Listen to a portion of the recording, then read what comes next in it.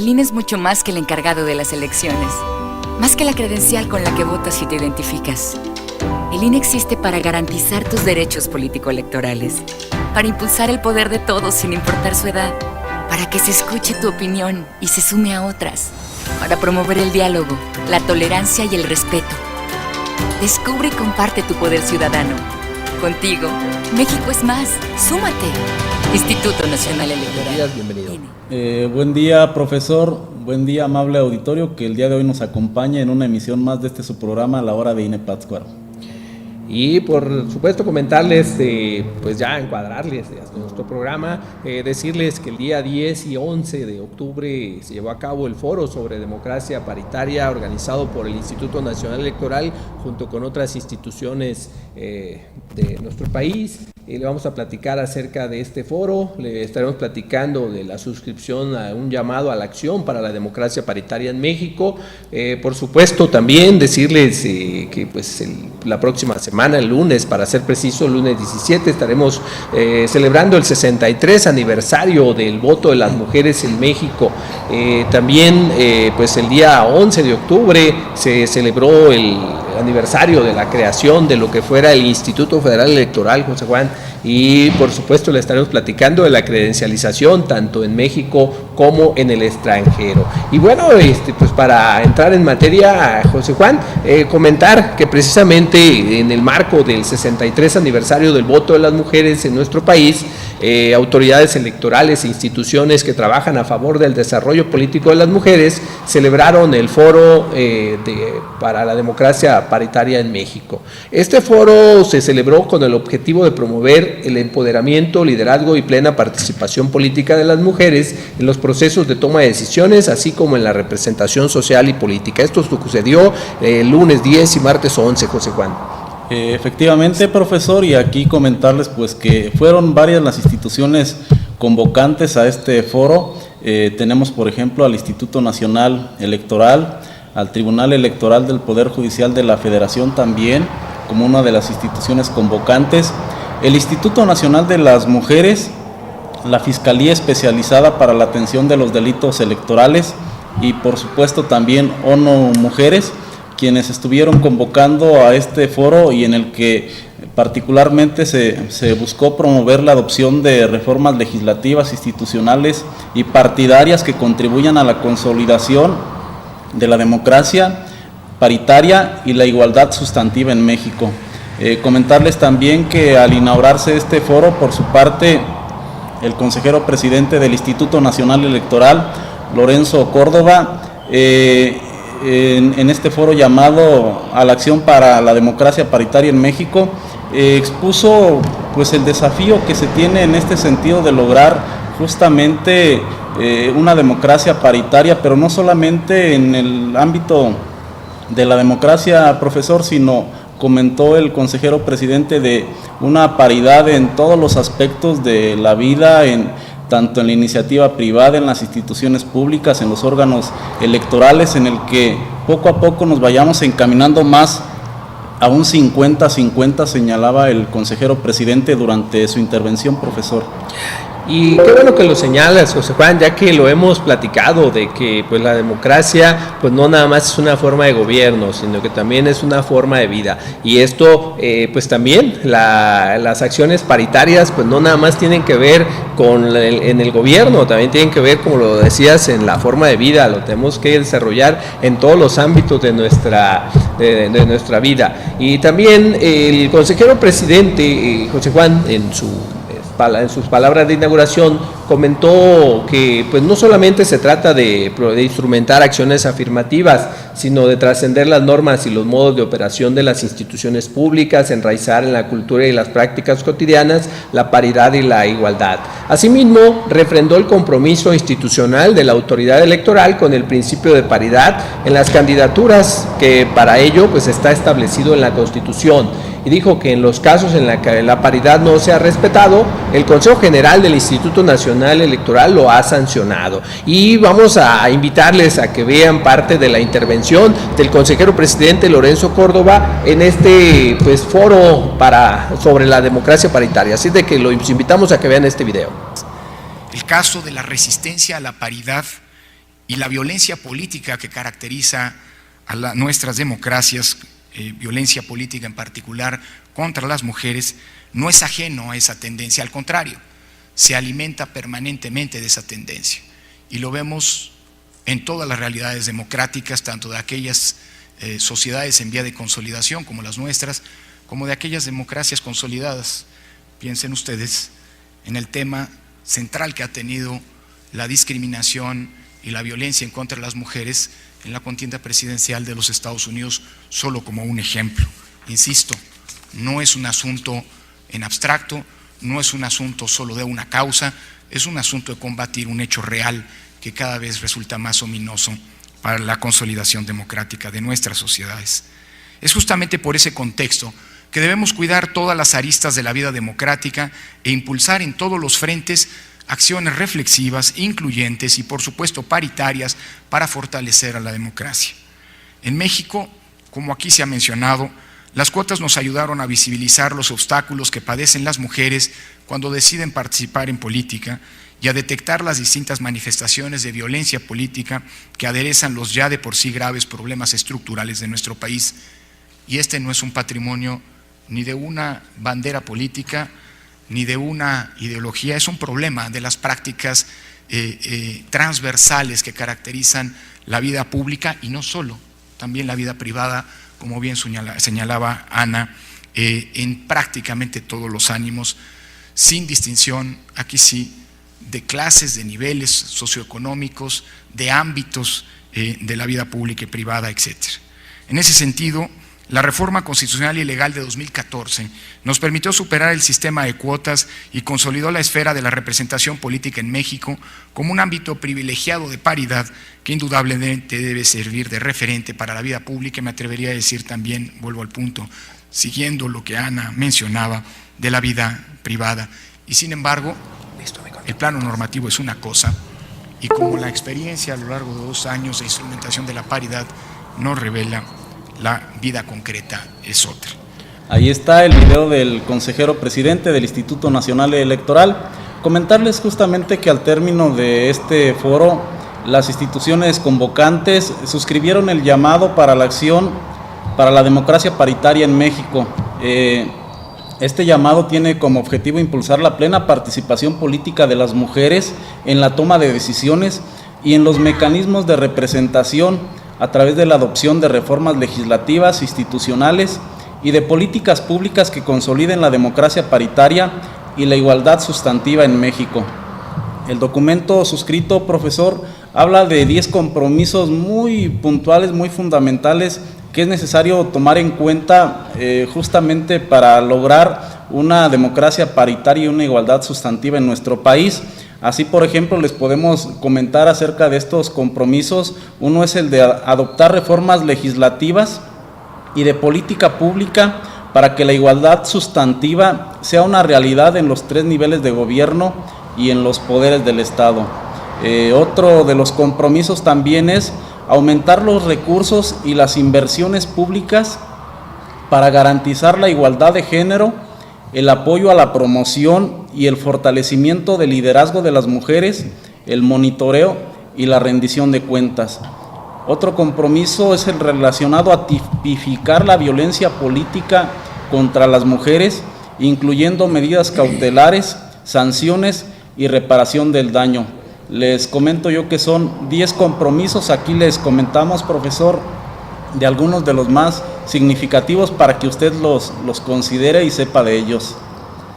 Y también comentar, José Juan, destacar que estos compromisos que tú mencionas fueron asumidos por personajes que representan a los organismos autónomos electorales, a órganos judiciales de la Administración Pública Federal y pues en este sentido las instituciones que suscribieron o las personas que representan estas instituciones, pues tenemos al doctor Lorenzo Córdoba Vianello, presidente del Instituto Nacional Electoral, por supuesto, a la representante del Instituto Nacional de las Mujeres, INMUJERES, del Tribunal Electoral del Poder Judicial de la Federación, de la Fiscalía Especializada para la Atención de Delitos Electorales, así como ONU Mujeres. Todos los representantes de estos organismos que mencionamos, José Juan, suscribieron este llamado a la acción para la democracia paritaria en México.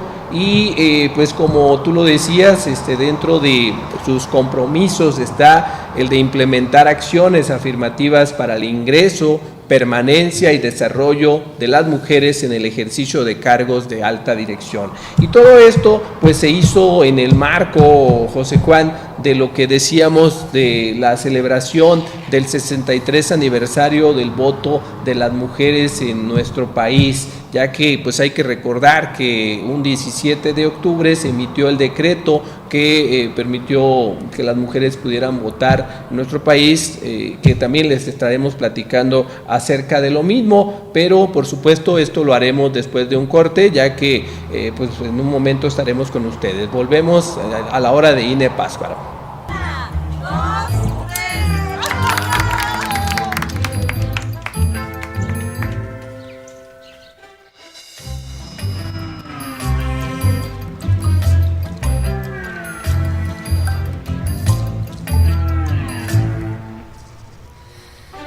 No te quedes fuera. Actualiza tu domicilio, avísale al INE y participa en las decisiones de tu comunidad. Contigo, México es más. Súmate. Instituto Nacional Electoral, INE.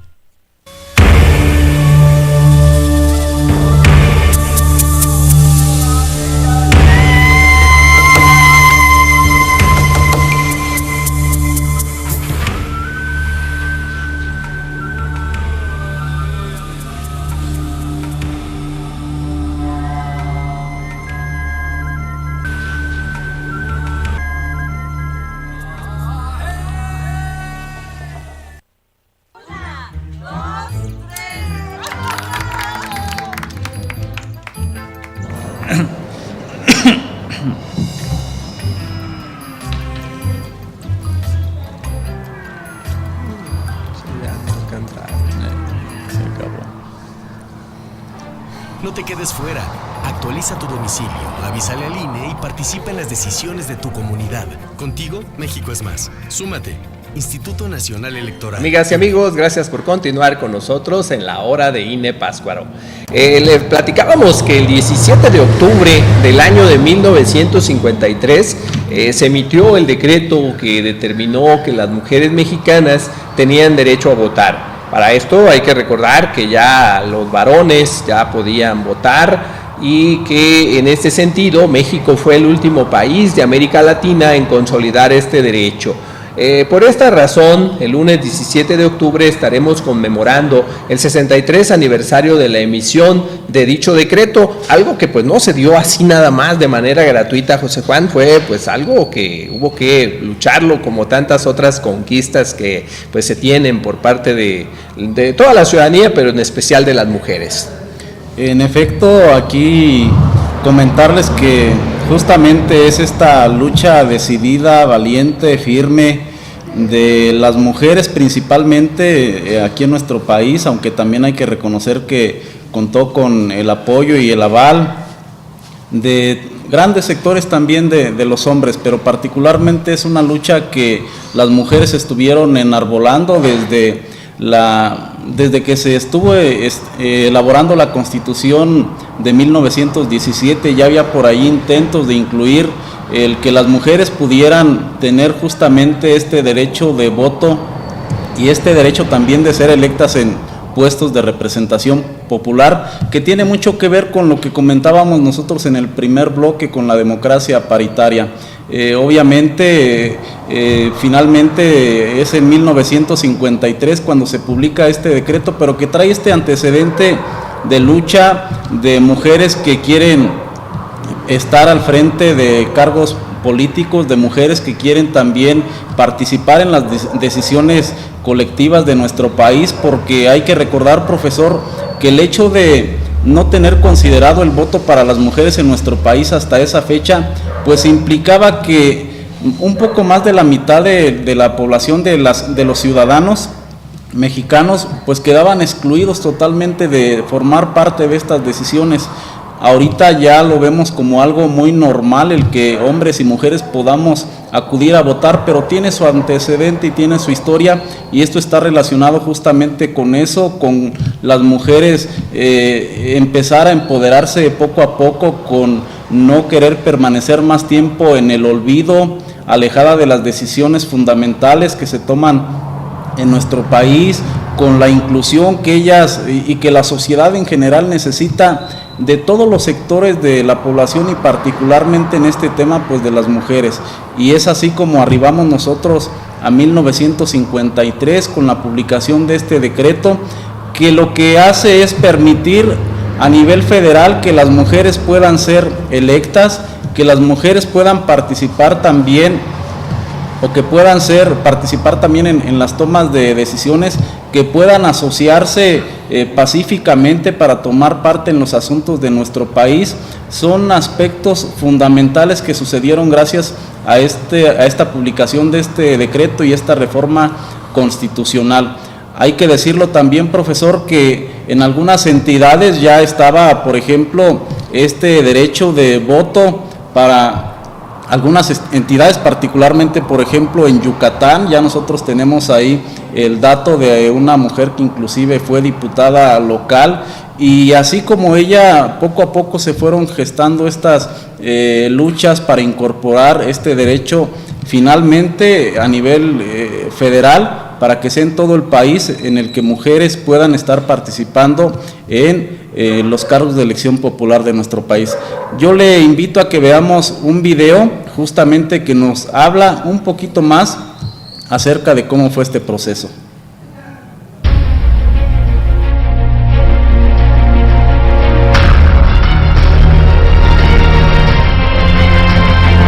Son muchas las mujeres que lucharon por sus derechos y su libertad. Las que participaron en la revolución, las que pidieron su derecho al voto, en una lucha difícil y prolongada. En el Congreso Feminista de 1916, Ermila Galindo abogó por el sufragio femenino como un acto de estricta justicia. Enfrentaba a los que solo veían en las mujeres a la madre abnegada, la esposa sumisa y la hija obediente. Muchos preguntaban, ¿para qué quieren el voto? Lo querían para acceder al poder político, para mejorar la vida laboral, familiar y social, con leyes más justas y más educación. En 1953 obtienen la victoria. Las mujeres conquistan el derecho al voto y a ser votadas.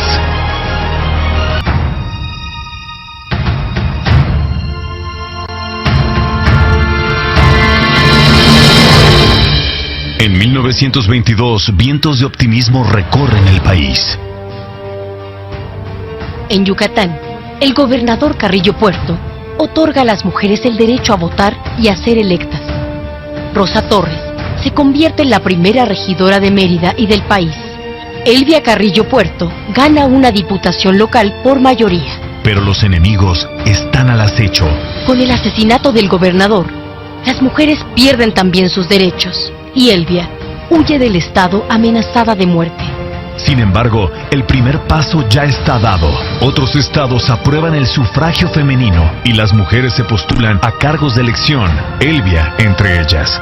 Pero el colegio electoral desconoce su triunfo. Solo los hombres son ciudadanos, insisten.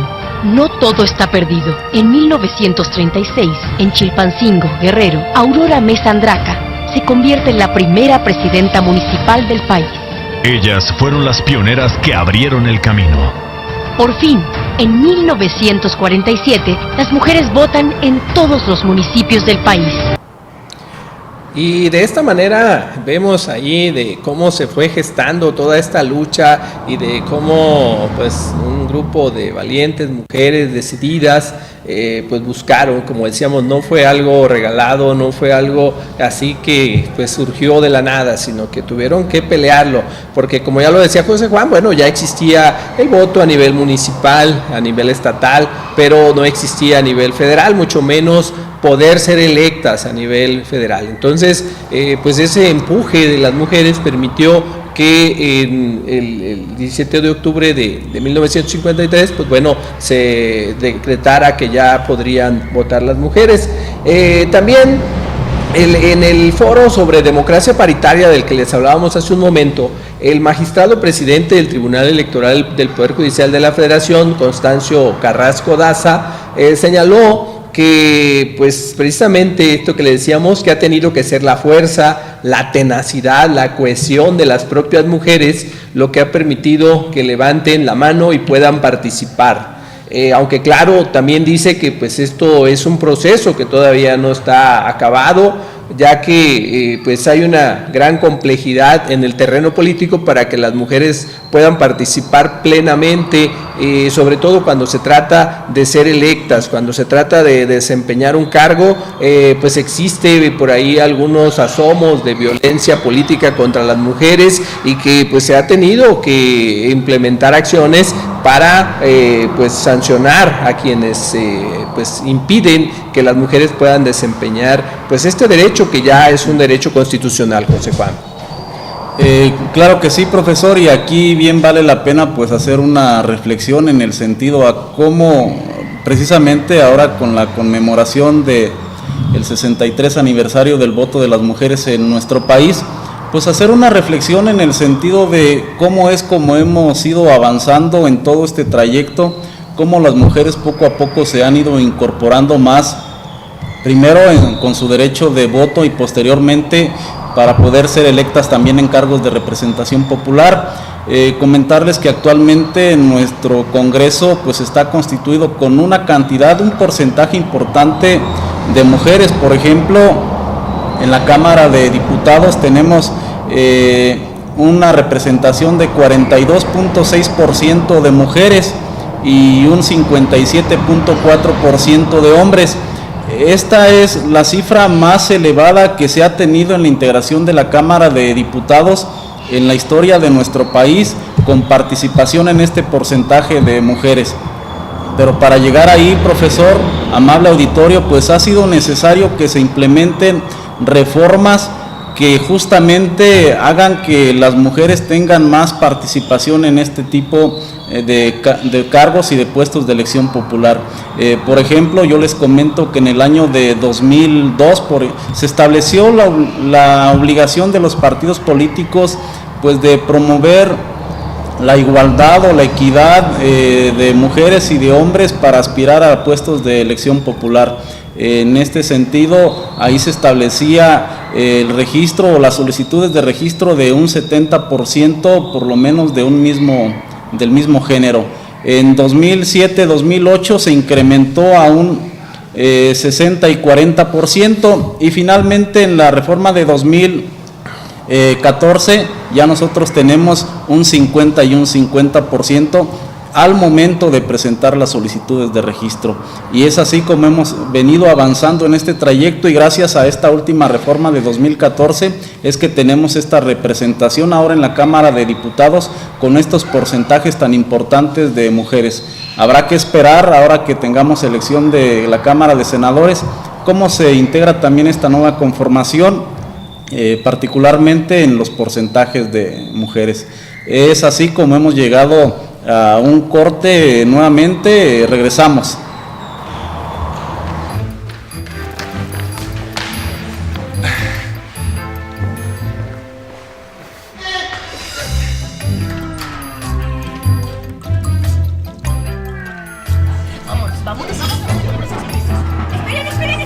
No te quedes fuera. Si tu INE no tiene un 18 en los recuadros de atrás, ya no es vigente y tienes que renovarla. Si no tiene números, checa su vigencia en la parte de enfrente. Contigo, México es más. Súmate. Instituto Nacional Electoral, INE.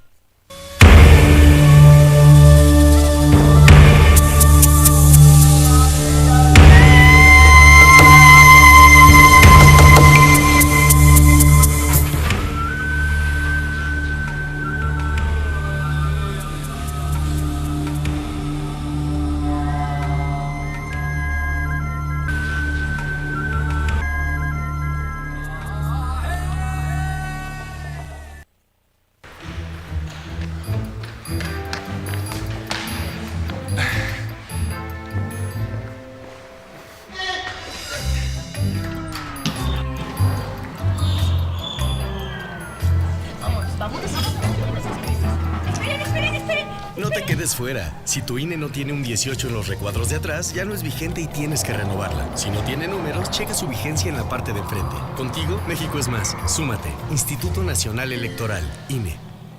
Amigas y amigos, gracias por continuar con nosotros en la hora de INE Pátzcuaro. Le platicábamos hace un momento que pues el 11 de octubre estamos celebrando pues el aniversario de lo que fue la creación del entonces Instituto Federal Electoral. Un instituto que pues se creó el 11 de octubre de 1990 y que, como ustedes saben, la reforma político-electoral más reciente de 2014 pues también dio por terminada las labores del Instituto Federal Electoral, mismas que ha continuado el Instituto Nacional Electoral. Y bueno, pues queremos platicarle algo acerca de lo que fue el IFE, que se creó como resultado de las reformas realizadas a la Constitución en materia electoral y por lo que se expidió en aquel tiempo el Código Federal de Instituciones y Procedimientos Electorales, lo que fue el COFIPE.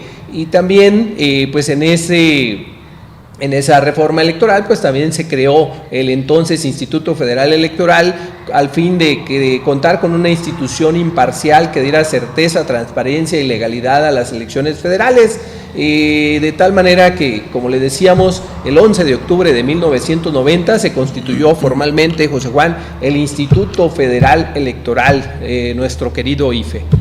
Así es, profesor, y desde que fue creado el Instituto Federal Electoral en 1990, pues empezó a organizar elecciones, las que llamamos intermedias. Estas fueron en 1991, luego al año siguiente de la creación, en 1997, en 2003 y en 2009. Tuvimos elecciones intermedias para elegir a diputados federales, pero también organizó elecciones en las que se eligieron presidente de la República, senadores y también diputados, y estas se realizaron en 1994, en el año del 2000, en el 2006 y en el 2012. Al hacer estas actividades, estas elecciones, pues el instituto aseguró a la sociedad mexicana la realización periódica y pacífica de las elecciones federales, y sobre todo que con esto se fue incrementando poco a poco la confiabilidad en los resultados electorales. Yo le invito a que veamos un video que nos da cuenta de ello.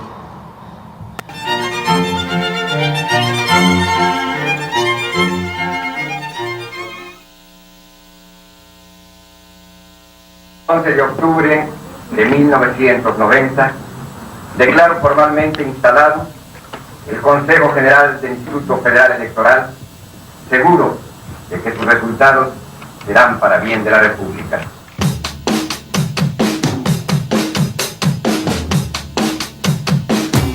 La creación del IFE respondió a uno de los reclamos ciudadanos: tener un organismo electoral imparcial que brindara plena certeza a las contiendas electorales. Hoy, la organización de los procesos electorales se realiza con independencia y profesionalismo. Los votos se cuentan con pulcritud y los resultados se emiten oportunamente. Partidos y sociedad vigilan las acciones de la institución. Los ciudadanos, con su participación como votantes, como funcionarios de casilla y como observadores electorales, aseguran la imparcialidad y efectividad del sufragio.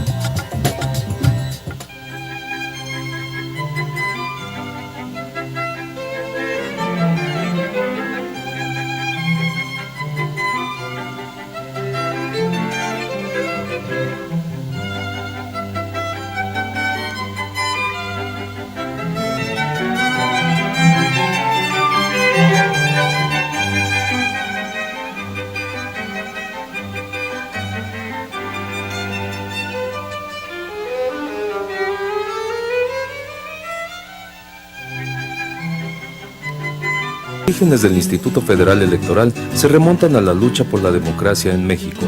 Es así que el 11 de octubre de 1990 se instala y sesiona el Consejo General del IFE, gracias a las reformas constitucionales llevadas a cabo en 1989 y a la expedición del Código Federal de Instituciones y Procedimientos Electorales, COFIPE. El IFE no solo es su Consejo General, sino las mujeres y los hombres que lo conforman. Uno de los grandes cambios en la reforma electoral de 1989-1990 fue la profesionalización de los funcionarios electorales. Para las elecciones federales de 1991 se utilizaron por primera vez urnas transparentes, lo cual representó un paso más en la construcción de la certeza, la confiabilidad, la legalidad y la transparencia en la emisión del voto. Un paso adicional para asegurar mayor transparencia y confiabilidad sucedió en abril de 1992, cuando se incorporó la fotografía del ciudadano en la credencial para votar. Desde entonces, la credencial de elector se ha convertido en el medio de identificación oficial más importante en el país. Para las elecciones federales intermedias de 1997 se introdujo otra novedad, incorporar la fotografía de los ciudadanos en los listados nominales, con lo cual se incrementaron los mecanismos para garantizar y asegurar la efectividad del sufragio. A descansar, cuñado. ¿Qué no te vas a tomar la foto? Ahí anda la camioneta. ¿Cuál foto? ¿Cuál camioneta? La de la credencial para votar con fotografía. Nomás llegas, si ya te apuntaste, revisas tus datos, pones tu huella, tu firma, te toman la foto y listo. Pues acompáñame para la foto, Remy. Vete solo, cuñado, pero te peñas, ¿eh? Ven y tómate la foto. Credencial para votar con fotografía.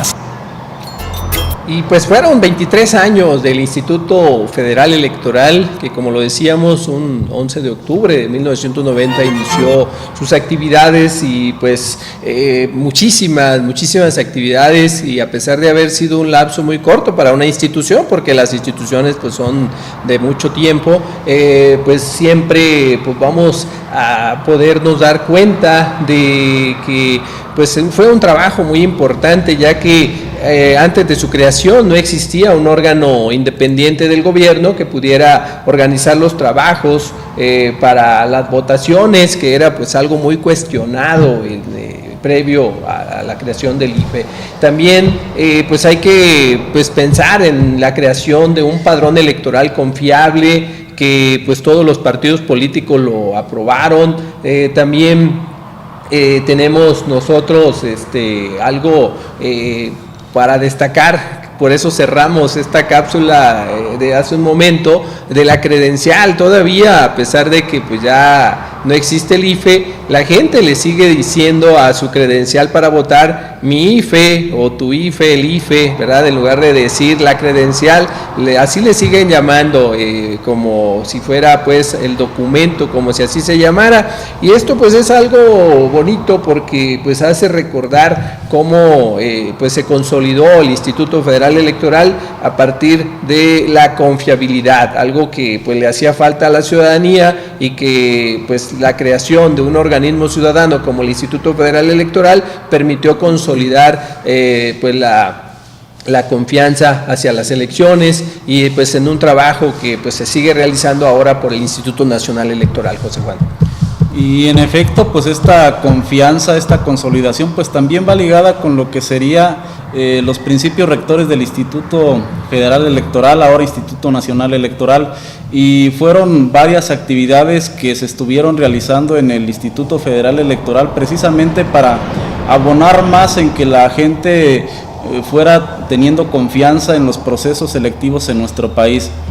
Ya comentaba usted del padrón electoral, que antes el Instituto Federal Electoral pues no se tenía una base de datos con el grado de certeza, de confiabilidad con el que lo tenemos actualmente, y que ha sido resultado de ir avanzando poco a poco desde 1990, que se hizo esta técnica censal de manera total en todo nuestro país, donde acudieron casa por casa miles de personas justamente para empadronar a las ciudadanas y ciudadanos mexicanos que podían tener derecho a votar.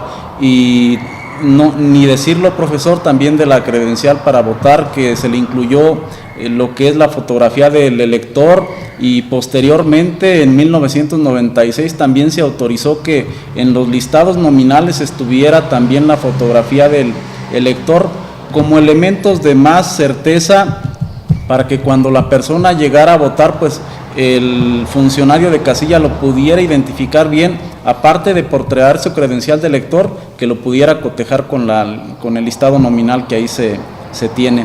Y ni decirlo también de la integración del mismo Consejo General del Instituto Federal Electoral en ese entonces, que a partir de 1990, hay que decirlo, pues empieza con una integración donde tenemos nosotros consejeros magistrados que fueron propuestos en ese momento por el presidente de la República y fueron también aprobados en este caso por la Cámara de Diputados, pero hubo una figura muy importante y que se encargó de presidir durante algunos años el Consejo General, y esta figura correspondía al secretario de Gobernación, es decir, el órgano ejecutivo nacional seguía teniendo presencia en la integración de este Consejo General del Instituto Federal Electoral. Y fue hasta 1996, profesor, cuando finalmente, mediante una reforma, se establece que ya el Poder Ejecutivo no debía de tener ninguna representación dentro de este órgano de dirección del Instituto Federal Electoral.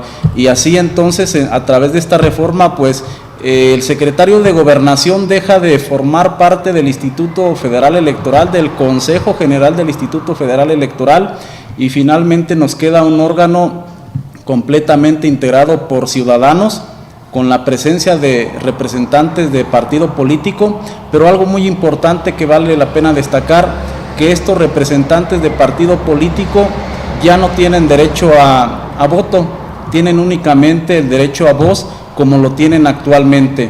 Reformas, reitero yo, que han servido para generar certeza y que la gente esté más tranquila en relación a los resultados electorales, profesor. Y efectivamente, José Juan, ya para cerrar este corte, decir que pues esta institución de 23 años, el 10 de febrero de 2014, pues dio concluidas sus actividades con la creación del Instituto Nacional Electoral, que pues como decíamos, esta reforma político-electoral de 2014 sustituyó al IFE por el Instituto Nacional Electoral para organizar y vigilar las elecciones federales y con nuevas atribuciones, iniciando sus actividades el 4 de abril de 2014. Es de esta manera pues que recordamos el 11 de octubre de 1990 como la creación del Instituto Federal Electoral. Y es momento de ir a un corte, por lo cual le pedimos que siga con nosotros, ya que estamos en la hora de INE Pátzcuaro. Volvemos.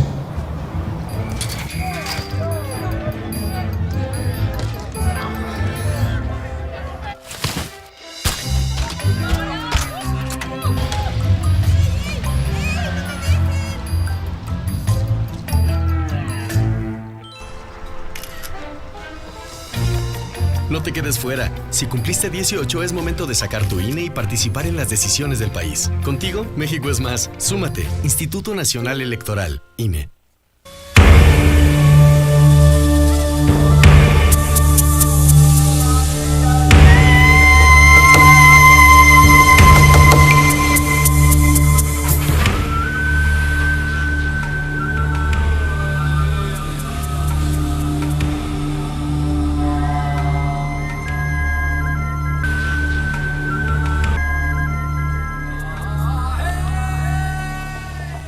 ¿Recuerdas la primera vez que sentiste que la música contaba tu historia? El sonido emociona al cuerpo, hace vibrar la piel. ¿Recuerdas lo que sentiste? Del 11 al 27 de noviembre, Festival de Música de Morelia, Miguel Bernal Jiménez. Vuelve a sentir. Alzo la voz contra la violencia de género. Yo por ellas asumo las tareas domésticas por igual. Yo por ellas promuevo la igualdad salarial. Yo por ellas, porque es responsabilidad de todos garantizar el derecho a mujeres y niñas a una vida libre de violencia. Yo por ellas. Yo por ellas. Yo por ellas. Campaña para la erradicación de la violencia contra las mujeres. Michoacán está en ti.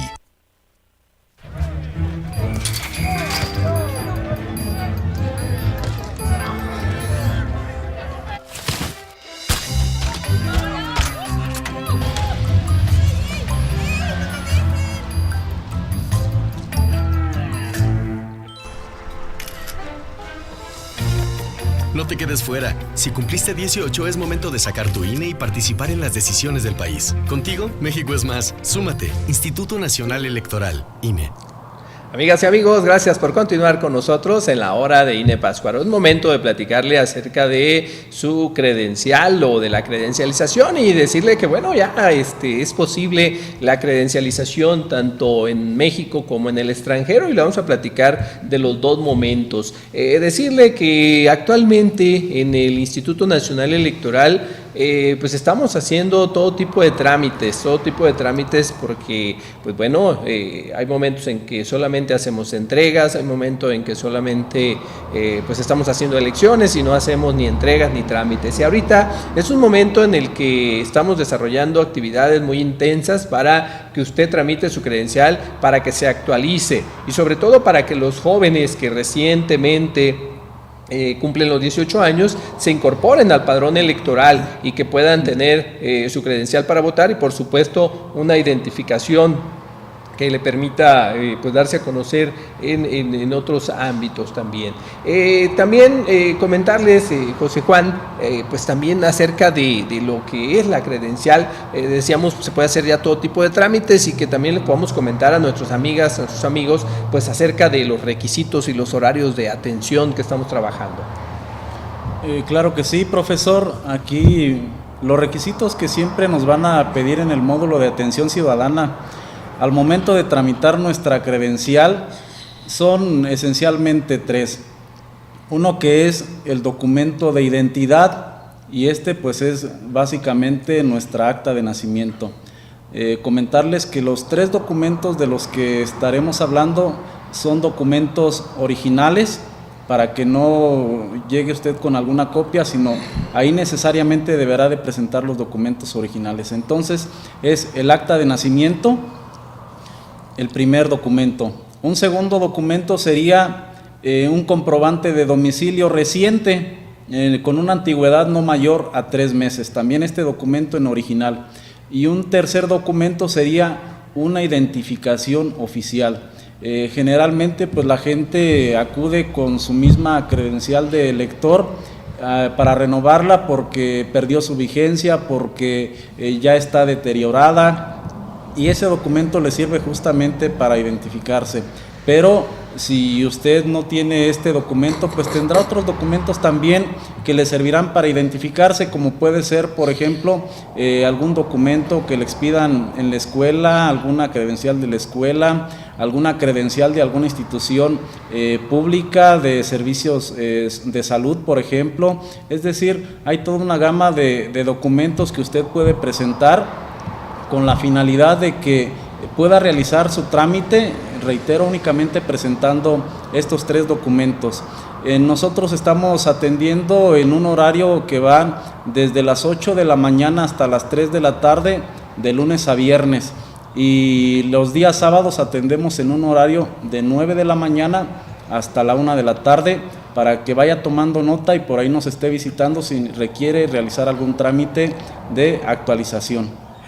Y también comentarle para que, pues bueno, usted que tiene familiares en el extranjero o a quienes nos ven desde el extranjero, ya que también llegamos a través de la señal de internet, comentarles que también ya es posible obtener la credencial desde el extranjero. Son 150 puntos del mundo donde pueden obtener nuestros connacionales su credencial para votar y pues participar en las próximas elecciones y también asimismo obtener un medio de identificación. Por ello le queremos mencionar para que nos apoye usted, diciéndole cuando hable con sus familiares que se encuentran en Estados Unidos o en cualquier parte del mundo, que pues ya es posible obtener la credencial así como usted lo hace aquí en México, también pues ya la puede obtener en los consulados, ya la puede obtener en las embajadas de nuestro país, y para ello pues mencionarle que solamente son 4 pasos. Lo vamos a ver en una pequeña cápsula y se los vamos a explicar poco después. Esta cápsula pues es muy cortita, por lo cual le pedimos que ponga atención, donde le explicamos cuál es la manera de obtener su credencial para votar en cualquier parte del extranjero. Véalo usted, por favor.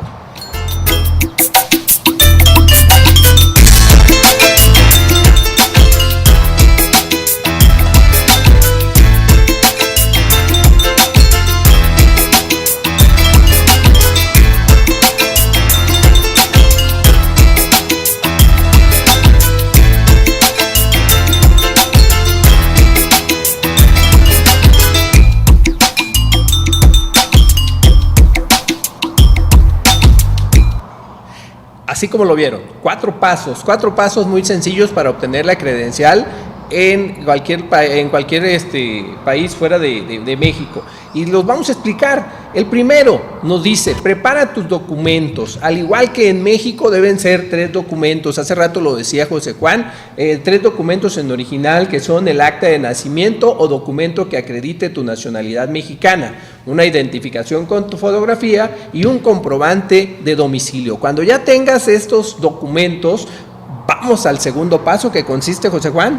El segundo paso consistirá en hacer justamente una cita, y para esto pues tenemos diferentes opciones. Generalmente se puede utilizar el servicio de internet para hacer una cita, particularmente para la gente que vive en Estados Unidos y en Canadá. Tenemos esta opción de la cita a través del servicio de internet, o también a través de una línea telefónica. Es el 1877-639-4835. Para el resto de los países, ahí lo que tienen que hacer es llamar a la embajada o al consulado que se encuentre justamente en ese país, y a través de esta llamada poder agendar su cita. Este sería el segundo paso, profesor. Y el tercer paso, una vez que ya hicimos nuestro trámite, ya que acudimos a la embajada, al consulado, pues bueno, ya lo que tenemos que hacer nosotros pues es consultar cómo va mi trámite. Es decir, ya lo hice a través de un folio que me van a entregar, así como aquí me dan un comprobante de haber tramitado mi credencial, también en el extranjero le van a dar un comprobante, y entonces hay que darle seguimiento igual a través de internet, a través de la vía telefónica. Aquí utilizamos el 01800-433-2000 como línea gratuita. Sin embargo, para Estados Unidos y Canadá utilizaremos la línea 1877 Mexitel o 1-877-639-4835, y también lo podemos hacer a través de internet. Este servicio nos va a permitir estar en contacto no solamente para consultar el estatus de mi credencial, sino que también cualquier duda, cualquier aclaración que tengamos, lo podemos consultar vía telefónica, y con esto pues tendríamos el último paso, José Juan, el cuarto paso. Que es el más importante. Bueno, todos los pasos son importantes, pero sí les pedimos que lo tomen muy en cuenta y que no lo dejen, que no lo olviden, porque es justamente el activar nuestra credencial. Implica que iniciamos un trámite y que lo debemos de concluir, y esta parte es donde sí queremos hacer una invitación muy atenta para que usted que nos está viendo, pues si ya tiene este documento, esta credencial, si ya siguió estos pasos que le mencionamos anteriormente, si preparó sus documentos, hizo una cita, acudió a ella, después le entregaron su credencial en su domicilio por mensajería, pues recordarle este último paso, que es activa tu credencial. Y este paso consiste específicamente en que usted entre a la página del instituto, y ahí con el número de folio que le dieron al momento en que tramitó su credencial en la embajada o consulado, con ese número de folio y con su fecha de nacimiento, así de sencillo es como puede usted estar activando su credencial. Es muy importante esta activación de credencial, porque con esta activación automáticamente va a quedar incluido en la lista nominal de ciudadanos residentes en el extranjero, y esto obviamente le va a permitir que tenga derecho a votar en las próximas elecciones. Tenemos elecciones el siguiente año en algunas entidades, y particularmente de gobernador, y también tenemos elecciones en 2018 donde va a poder votar por presidente de los Estados Unidos mexicanos, por senadores y por gobernadores también en algunos casos. Así que no deje pasar esta oportunidad de poder activar su credencial, porque es la llave que le permitirá ejercer este derecho desde el extranjero, profesor. Y qué bueno que reiteras, José Juan, esa parte de la activación de la credencial. ¿Por qué insistimos? Miren, aquí usted va al módulo por su credencial, donde tramitó, ahí recoge su credencial.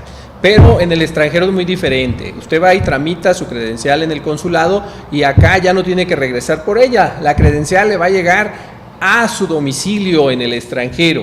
Y entonces esta credencial pues le van a enviar hasta 3 intentos. Si a la primera usted no se encuentra, no se la pueden entregar, van a hacer un segundo intento y hasta un tercer intento. Si usted no la puede recibir en esas 3 ocasiones, bueno, pues va a estar 30 días más en la oficina consular más cercana a su domicilio, y si no la recoge se va a regresar a México y deberá solicitar que sea enviada nuevamente a través del portal. Y esto se hace por seguridad. También recordarles que tiene que activar su credencial, así es de que por favor le recordamos todos estos pasos para que usted tenga su credencial desde el extranjero. Así es de que, amigas que nos ven aquí en México y tienen familiares conocidos en el extranjero, recuérdenles que pueden ya tramitarla, pero también que es necesario activar su credencial para poder votar, para que les sea de utilidad esta credencial. Y con ello pues estamos llegando también ya a la parte final de nuestro programa, José Juan. Pues también qué bueno que estamos nuevamente en la hora de INE Pátzcuaro. Al contrario, profesor, pues muchas gracias por la invitación, por el espacio para poder platicar con la ciudadanía temas de interés que tienen que ver con el Instituto Nacional Electoral. Muchas gracias y muy buen día.